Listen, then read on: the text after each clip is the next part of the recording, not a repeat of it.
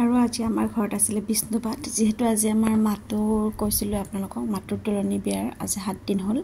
আৰু 7 দিন হোৱাৰ পিছত তাই মানে ব্ৰত আছিল তো 7 দিনীয়া ব্ৰত আজি শেষ হৈ গ'ল আৰু হেতু কাৰণে ঘৰত এনেকৈ বিষ্ণু পূজা কৰিছে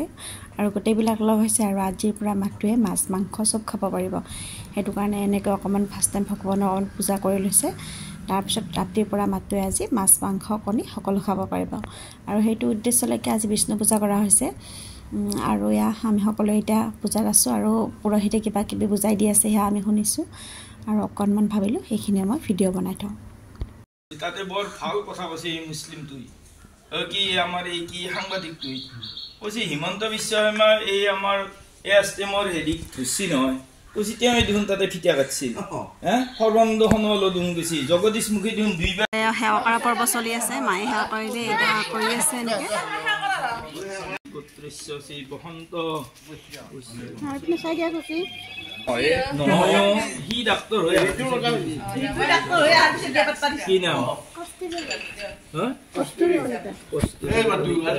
বিদ্যাবন্তিকাংশু ভাতৃপ্ৰাপ্তি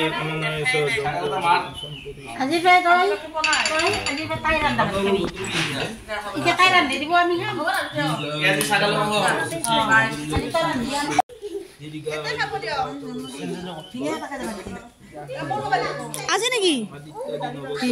আজি নহয় নহয় কি হিন্দু জন্মৰে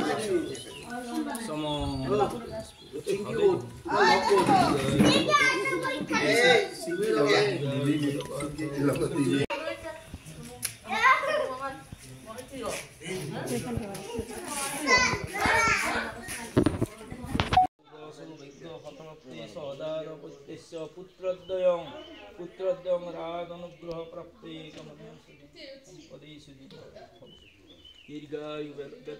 চলি আছে